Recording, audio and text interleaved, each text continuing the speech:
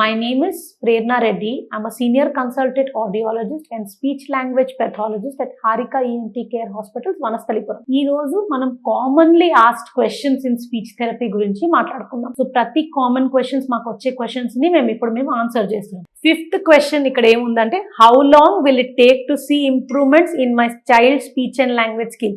Speech and language therapy తీసుకుంటే నా child ఎంత తొందరగా ఇంప్రూవ్మెంట్ చూస్తాను అని క్వశ్చన్. ఇది ఒక చాలా కాంప్లెక్స్ క్వశ్చన్. ఇట్లా సింపుల్ గా ఆన్సర్ చేయడం కుదరకపోవచ్చు. ఎందుకంటే స్పీచ్ థెరపీ ఒకరు తీసుకుంటే అది డెఫినెట్లీ చైల్డ్ డిపెండెంట్ ఉంటుంది. స్పీచ్ థెరపిస్ట్ డిపెండెంట్ ఉంటుంది, చైల్డ్ డిపెండెంట్ ఉంటుంది. కానీ చైల్డ్ మీద డిపెండెన్స్ ఎక్కువ ఉంటుంది. ఎందుకంటే ప్రాబ్లం ఎంత, ఎప్పుడు డయాగ్నోస్ అయింది, ఎప్పటి నుంచి థెరపీ తీసుకుంటున్నారు.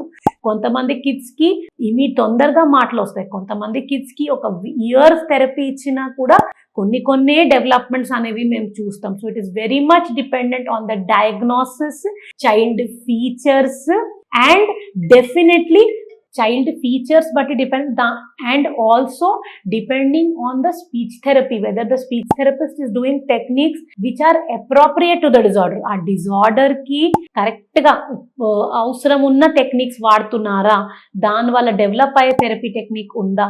సో మీరు లోపల కూర్చొని థెరపీ అబ్జర్వ్ చేస్తే ఈవెన్ మైల్డ్ ప్రోగ్రెసెస్ ఉన్న స్పీచ్ థెరపిస్ట్ ని సపోర్ట్ చేసుకుంటూ మీరు ఇంట్లో వర్క్ చేస్తే ఖచ్చితంగా ఇంప్రూవ్మెంట్ అనేది ఉంటుంది. Thank you.